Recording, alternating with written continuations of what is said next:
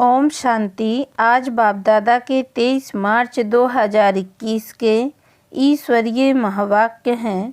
मीठे बच्चे, सच्चे सेल्वेशन आर्मी बन सबको इस पाप की दुनिया से पुण्य की दुनिया में ले चलना है। सबके डूबे हुए बेड़े को पार लगाना है। प्रश्न: कौन सा निश्चय हर एक बच्चे की बुद्धि में नंबर बार बैठता है? उत्तर: पतित पावन हमारा मोस्ट बिलवेड बाबा हमें स्वर्ग का वर्षा दे रहे हैं। यह निश्चय हर एक की बुद्धि में नंबर बार बैठता है। अगर पूरा निश्चय किसी को हो भी जाए तो माया सामने खड़ी है। बाप को भूल जाते हैं, फैल हो पड़ते हैं। जिन्हें निश्चय बैठ जाता है वह पावन बनने के पुरुषार्थ में लग जाते हैं। बुद्धि में रहता है, अब तो घर जाना है। ओम शांति। मीठे मीठे सिक्की लदे बच्चों प्रति गुड मॉर्निंग। बच्चे यह तो जानते हैं कि सतयुग में सदैव good morning, good day, good everything, good night, सब गुड ही गुड है। यहाँ तो ना गुड मॉर्निंग है ना गुड नाइट है। सबसे बुरी है नाइट। तो सबसे अच्छा क्या है? सवेरा, जिसको अमृत वेला कहा जाता है। तुम्हारा हर समय गुड ही गुड है। बच्चे जानते हैं कि इस समय हम योग योगेश्वर और योग योगेश्वरियाँ हैं। ईश्वर जो तुम्हारा बाप है वह आकर योग सिखलाते हैं।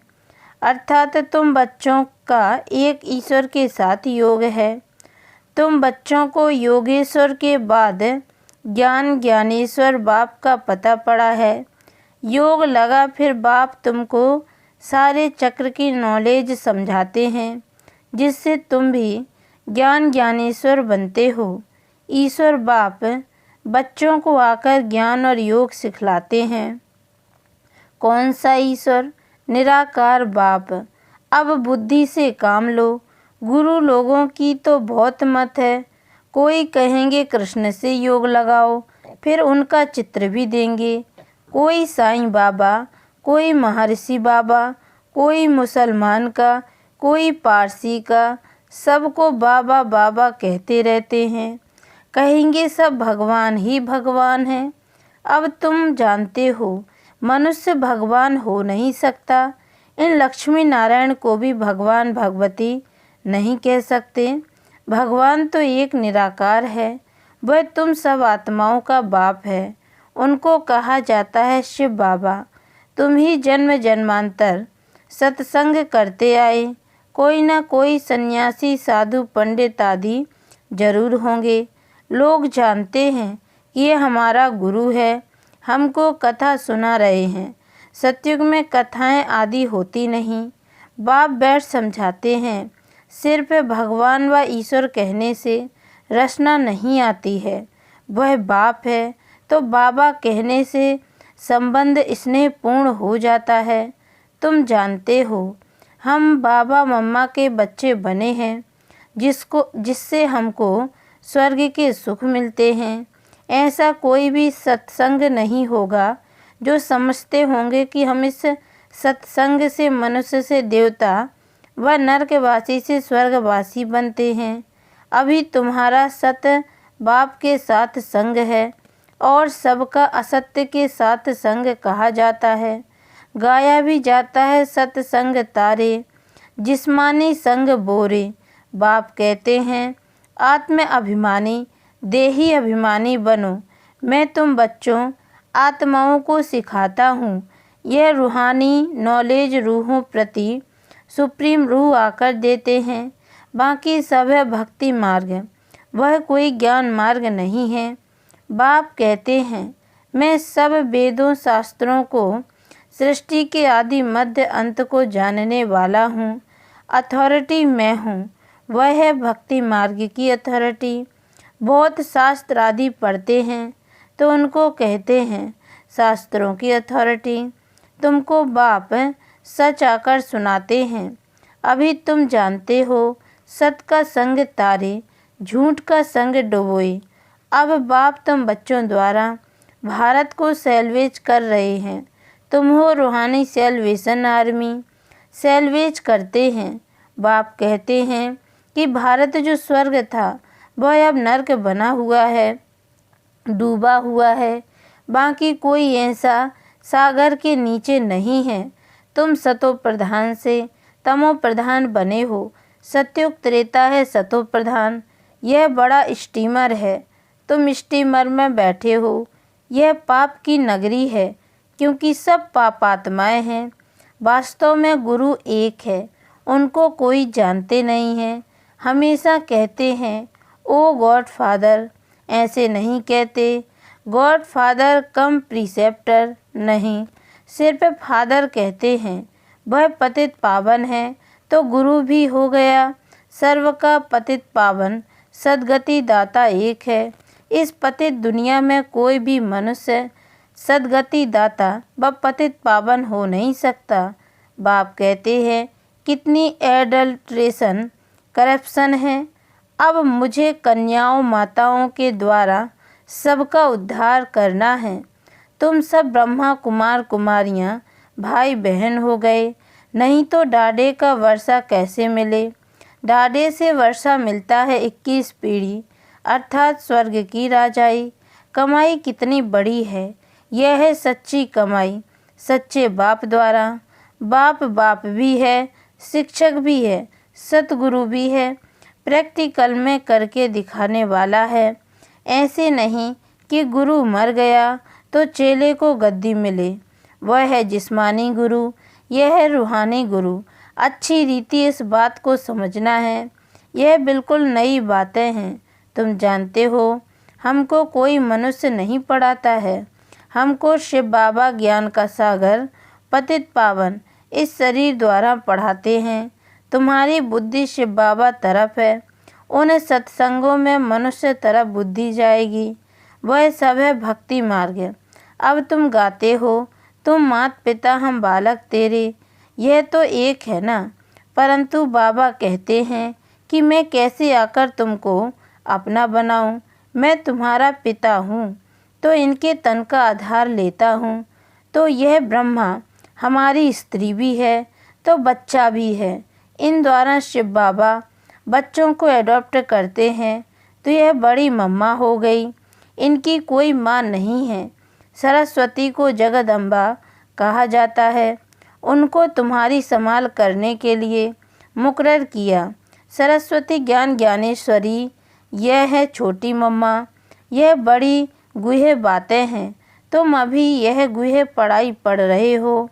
तुम्हें विद रिस्पेक्ट पास होना है।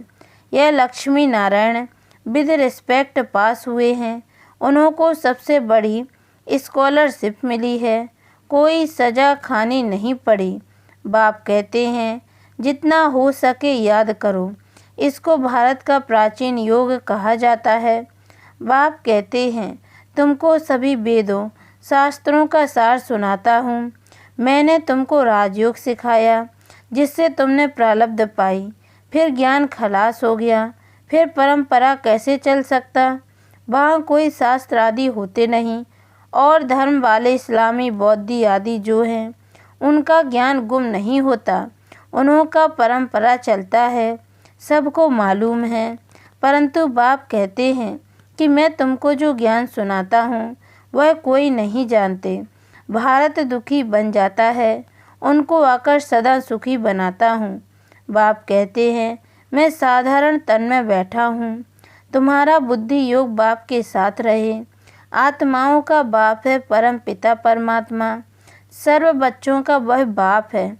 उनके सब बच्चे ठहरे ना। सब आत्माएं इस समय पतित हैं। बाप कहते हैं मैं प्रैक्टिकल में आया हूँ। विनाश सामने खड़ा है। जानते हो आग लगेगी, सबके शरीर खत्म हो जाएंगे। सब आत्माओं को जाना है वापस घर। ऐसे नहीं कि ब्रह्म में लीन हो जाएंगे व ज्योति में समा जाएंगे। ब्रह्म समाजी फिर ज्योति जगाते हैं, उनको ब्रह्म मंदिर कह देते हैं। वास्तव में है ब्रह्म महतत्व जहाँ सब आत्माएं रहती हैं। हमारा पहले मंदिर वह है। पवित्र आत्माएं वहाँ रहती हैं। यह बातें कोई मनुष्य समझते नहीं। ज्ञान का सागर बाप बैठ तुम बच्चों को समझाते हैं कि अब हो तुम ज्ञान ज्ञानेश्वर, फिर बनते हो राज राजेश्वर। तुम्हारी बुद्धि में है कि पतित पावन मोस्ट बिलव्ड बाबा आकर हमको स्वर्ग का वर्षा दे रहे हैं। कईयों की बुद्धि में यह भी बैठता नहीं है।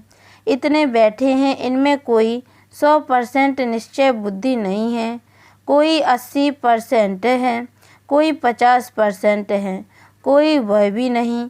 वह तो बिल्कुल फेल्यूर हुआ। नंबरवार जरूर है। बहुत है जिनको निश्चय नहीं है, कोशिश करते हैं कि निश्चय हो जाए, अच्छा निश्चय हो भी जाए, परंतु माया कड़ी है, बाबा को भूल जाते हैं। यह ब्रह्मा खुद कहते हैं कि मैं पूरा भगत था, 63 जन्म भक्ति की है। तत्वम, तुमने भी 63 जन्म भक्ति की है, 21 जन्म सुख पाया, फिर भगत बने हो।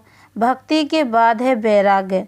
सन्यासी लोग भी ये अक्षर सब कहते हैं कि ज्ञान, भक्ति और वैराग्य।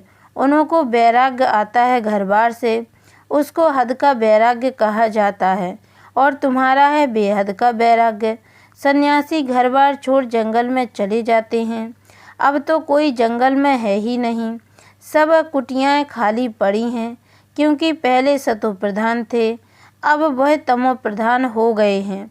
अब उनमें कोई ताकत नहीं है। लक्ष्मी नारायण की राजधानी में जो ताकत थी, वह पुनर्जन्म लेते लेते अब देखो वे कहाँ आकर पहुँचे हैं। कुछ भी ताकत नहीं है। यहाँ की गवर्नमेंट भी कहती है हम धर्म को नहीं मानते, धर्म में ही बहुत नुकसान है। लड़ते झगड़ते कॉन्फ्रेंस करते रहते हैं कि सभी धर्म वाले एक मत हो जाएं, लेकिन पूछो एक कैसे हो सकेंगे? अभी तो सब वापस जाने वाले हैं। बाबा आया है, यह दुनिया अब कब्रिस्तान बननी है, बाकी यह तो वैरायटी झाड़ है, सो एक कैसे होगा? कुछ भी समझते नहीं। भारत में एक धर्म था, उनको कहा जाता है अद्वैत मत वाले देवताएं, द्वैत माना दैत्य। बाबा कहते तुम्हारा यह धर्म बहुत सुख देने वाला है। तुम जानते हो कि पुनर्जन्म ले हमको फिर 84 जन्म भोगने हैं। निश्चय हो कि हमने ही 84 जन्म भोगे हैं, हमको ही जाना है और फिर आना है। भारतवासियों को ही समझाते हैं कि तुमने 84 जन्म पूरे किए हैं, अब तुम्हारा यह बहुत जन्मों के अंत का जन्म है। सिर्फ एक को नहीं कहते, पांडव सेना को समझाते हैं कि तुम पंडे हो, तुम रूहानी यात्रा सिखलाते हो, इसलिए पांडव सेना कहा जाता है। राज्य अब न कौरवों का न पांडवों का है, वह भी प्रजा तुम भी प्रजा हो। कहते हैं कौरव पांडव भाई भाई, पांडवों की तरफ है परम पिता परमात्मा। बाप ही आकर माया पर जीत पहनना सिखलाते हैं। तुम आदि सनातन देवी देवता धर्म वाले अहिंसक हो, अहिंसा परमो धर्म। मुख्य बात है काम कटारी नहीं चलाना है।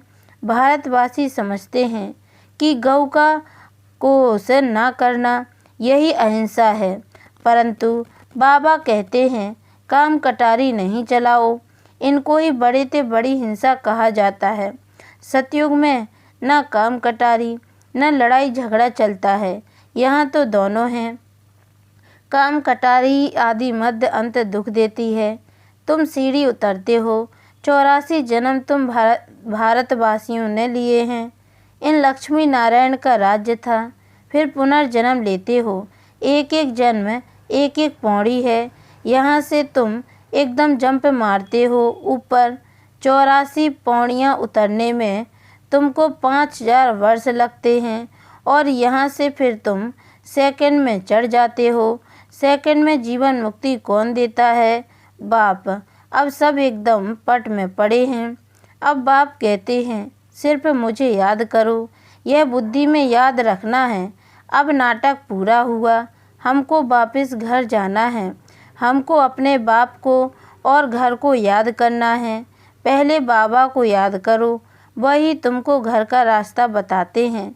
बाप की याद से विकर्म विनाश होंगे। ब्रह्म को याद करने से एक भी पाप कटेंगे नहीं। पतित पावन परमात्मा ही है।